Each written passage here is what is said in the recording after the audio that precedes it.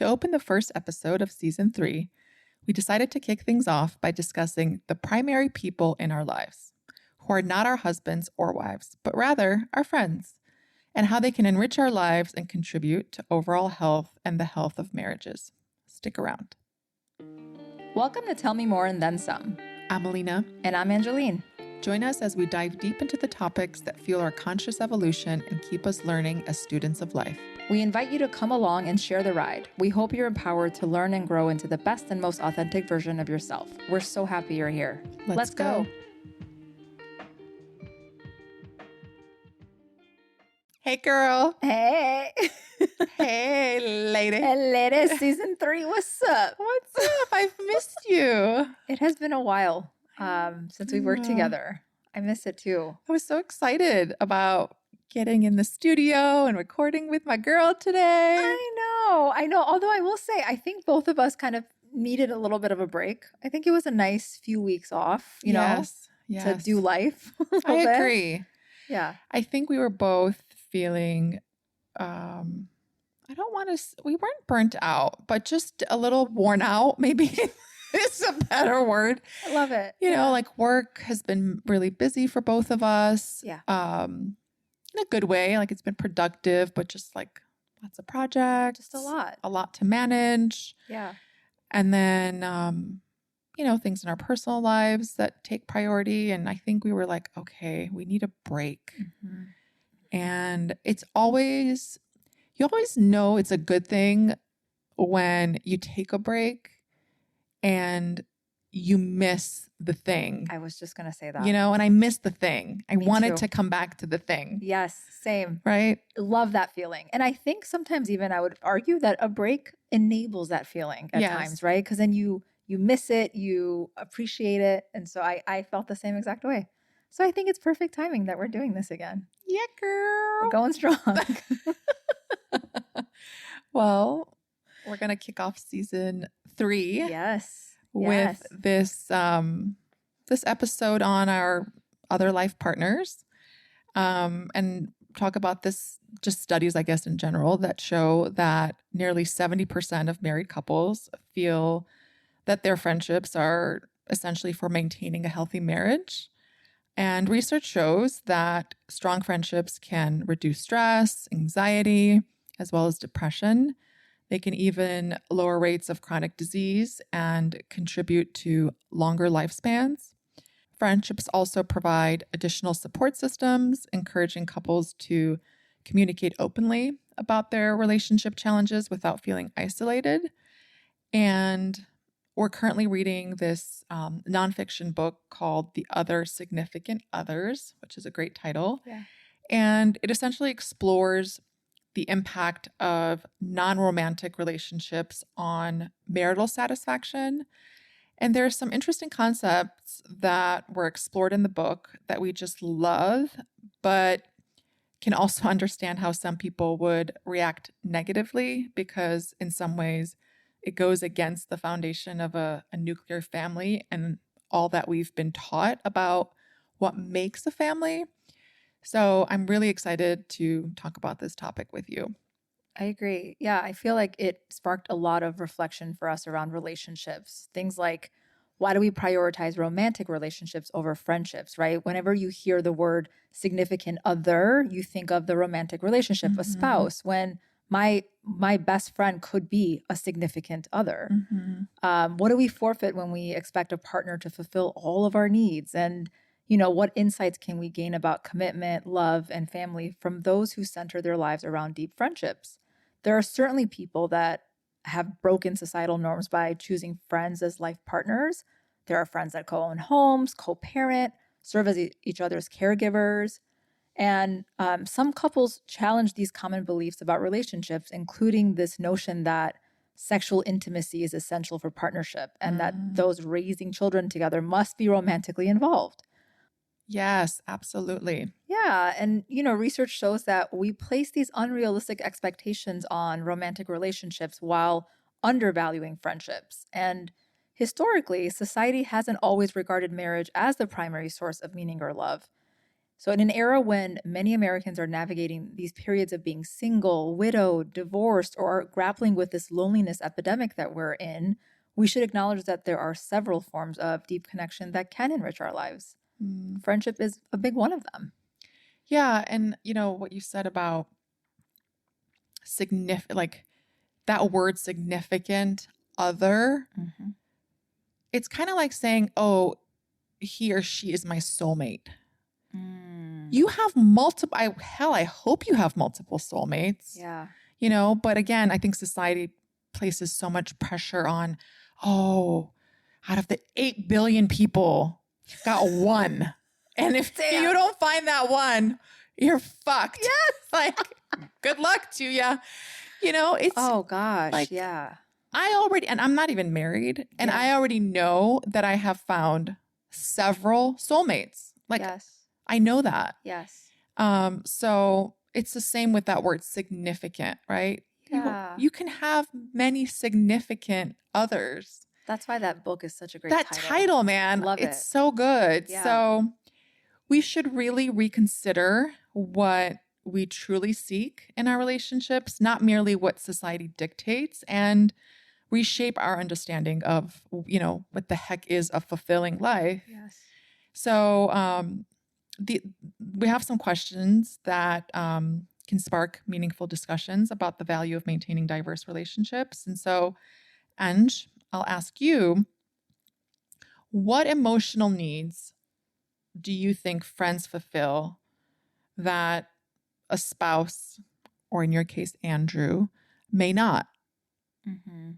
Yeah, I think it's a good question. When I think about what I do have conversations with my friends around with my friends, so like whether it's my sister, you, a friend, I notice that when it's about the experience of being a woman in a woman's body, the changes that we go through as women, that is something that obviously Andrew will not be able to fulfill, that emotional need for me to have those connecting conversations.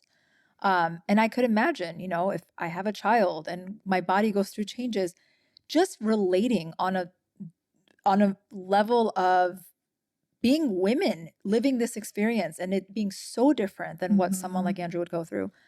I would say that's the first thing that pops to mind in terms of what I would do if I didn't have that. It'd be really difficult. Just like you can't understand what that experience of being a man is. Correct. For Andrew. That's right. And I actually think it's really unfair to have that expectation, right? Like, you don't expect Andrew to understand what it's like when you're, in your luteal phase, or no, your breasts are sore, or yes, you're a woman who's pregnant. Right. You can explain to him all you want, and he can empathize and do all the things that you've told him to do, perhaps, right? Like make you a cup of tea or whatever. It's a guidebook. It's a guidebook. Yeah. My friend Alex was like, hey, that, like that episode on women's cycles, like he did these lovely things for his wife. So it's like, you can guide men to do the things, but the human experience of being in a woman's body, or the human experience of being in a man's body, there are just certain things that only the same sex can and will understand. Absolutely. And how wonderful that you have those people to go to, right? I agree. Like, I'll never understand what it's like to wake up with an erection. No, absolutely not. Yes. Why would I? Great example. Right. They could empathize with each other. Yes. And talk about that experience. I mean, maybe not a great example, but like, you know what I mean? But there are differences. There are differences. I think even on that, just really quick, I know I've mentioned, my breast deformity and all the surgeries. I mean, obviously that all happened before I met Andrew, and I still deal with it. Right. And I think having women in my life that can understand the impact that could have on a woman's body and the femininity that one can feel or not feel has also been a saving grace. So I would say that is a lovely emotional need that my friends, including yourself, feel. Yeah, girl. So Alina, I know you have a lot of friends that are married and partnered.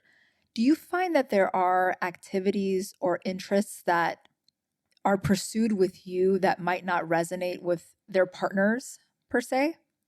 Oh yeah. Um, I'd say for my female friends, I think a big one is shopping. Like, Well, yes.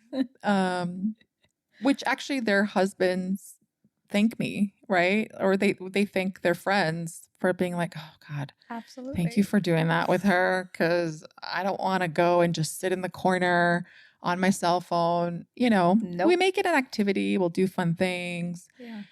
Or even girls' trips. Again, there's just nothing like just female energy for me.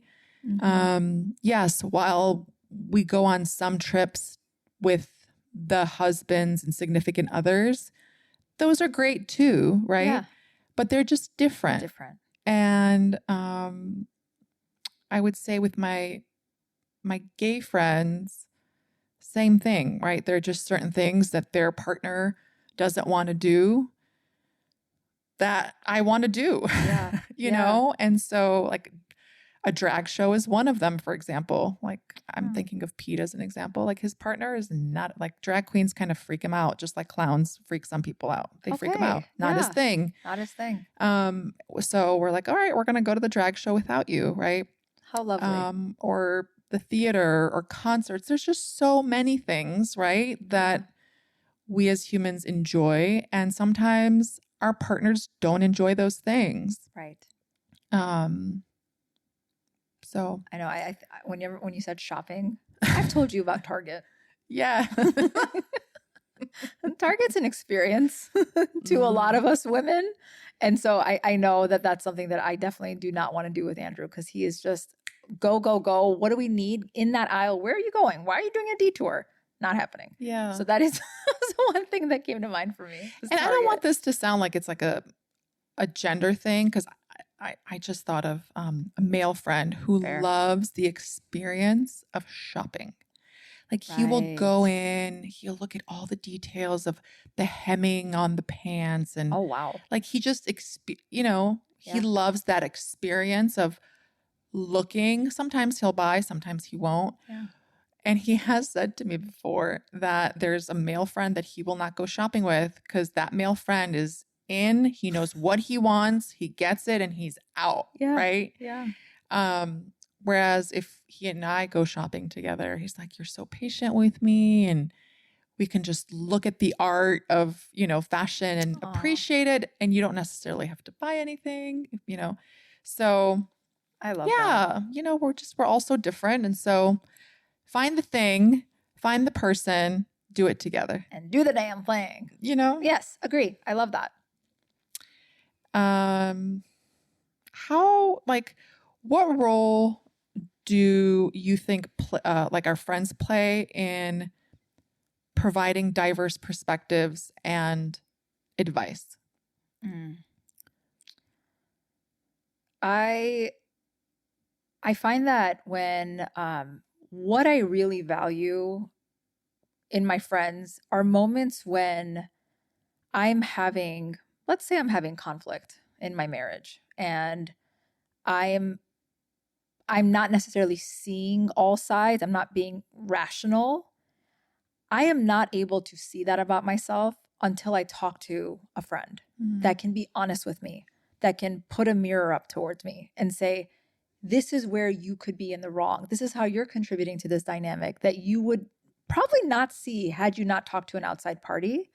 So I really do appreciate the people in my life that are willing to tell me the truth about what I'm doing that I might not be able to see. And I know Andrew can also really appreciate that too, where he's like, I'm glad someone that you trust, can tell you this, that like, this wasn't a place where I would have been in the wrong, or et cetera. I mean, it could be really something very simple, or it could be a really deep conflict that I'm having. And yeah, I think that's where it can be really valuable in our marriage. Yeah, girl. I mean, it's nice. Like, I love playing devil's advocate. Oh, yes, you do. I love it. Yes. Even if, just to provide a different perspective. Yes. It's just a different perspective. you can have multiple, So important. right? Like, okay, well, if you went down this road, maybe. If you went down this road with him, maybe. Yes. If you went this, there's multiple perspectives.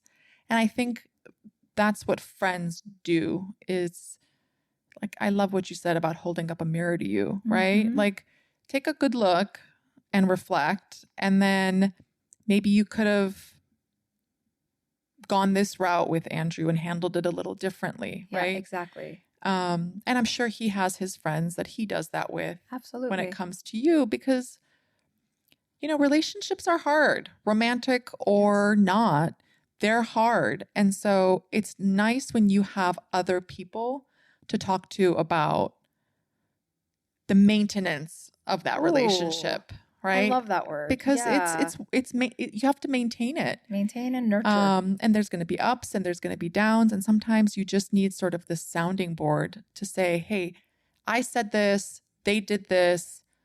Yeah. Not even was I right or wrong. No. It's not, relationships aren't about winning. They're Right. about, could I have done something differently to help grow our relationship?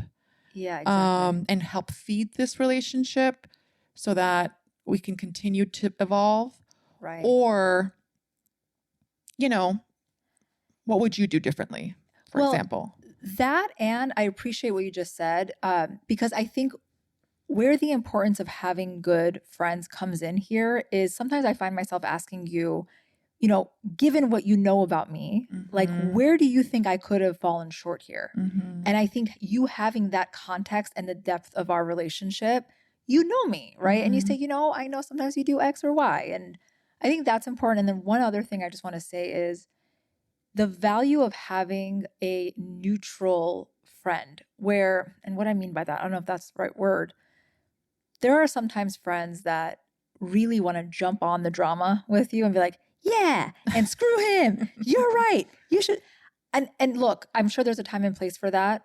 But what I'm talking about in terms of diverse perspectives is I want somebody that's more neutral, that can look at the situation objectively and then provide perspectives. And I think there is nothing like that.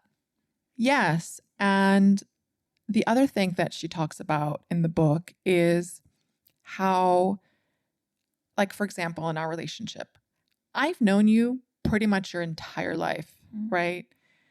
Andrew's known you for how many years? 5. 5 years, Yeah. right?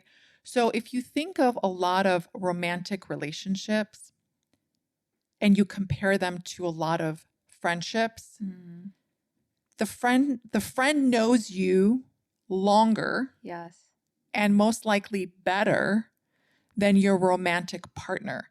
I'm not saying that, if a friend's known you for 10 years and a partner's known you for 5, but you've lived together, that one knows you better than the other, right? No. But I'm just saying, I'm going to know you a lot better because I've known you for so long. Andrew obviously knows you in a different way, in a different capacity, but she talks about that in the book, right? That you could have a best friend of 30 years and then they start dating someone and then they get married. So they've essentially known one another, let's say, for 3 years. Yeah.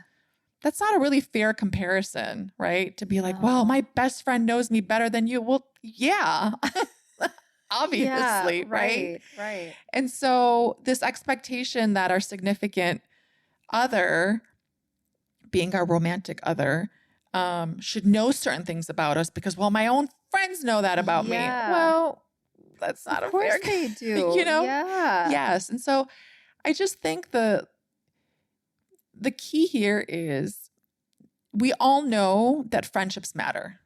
They matter. We're happier. We're healthier. All of those things. We live longer.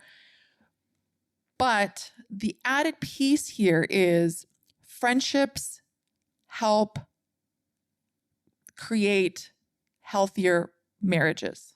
Yeah. Right? They contribute to healthier marriages. Yes. They contribute to your health, your relationship with one another. You're just better if you're together and then you each go off and you have your own separate friendships. Just like if you're in therapy, you've got couples therapy and then you have individual therapy, right? Exactly. you're yourself before you are a wife, a husband, a partner, right? You are Angeline. Yeah. You are whomever. Yeah. Before Preach. you are a spouse. Totally. And I think society places a lot of expectation on the romantic partner. And I just think it's really unfair. Like the book even talks about how it's just an unrealistic expectation because you're gonna fail, Well, exactly. right? And if you actually think about, maybe we say modern day society places a lot of these expectations, because if we go back to hunter-gatherer days, we were in villages, right? We had Yes. community. The husband in the situation would be the provider. They would go out and hunt for food. You had all these different people that fulfilled all these different needs. And now we're at a point in society where we hear people say, my husband is my best friend and it's all I need. Which Well, he could be. that's true. But that's not all you need. It's not all you need. Right? Right. That's not all you need. Yeah. So it's just fascinating to think about like how different how far we've come from where we've been. And why limit yourself? Yeah, man. Right? Like, why limit yourself? Because you do see that, right? There's this shift in, well, now I'm married, so I don't get to spend time with my friends. Right. Well, you could do both. And it's hard. Yes, sure. Balancing the time is going to be really difficult, but I think it's prioritizing and understanding like what you want to nurture, what's worth it for you, because it's all work. All of it is work. Friendships don't just blossom without putting the work in either. So, yeah. I know that we talk about like a work-life balance. In the book, I think the book talks about that a little bit too, right? That like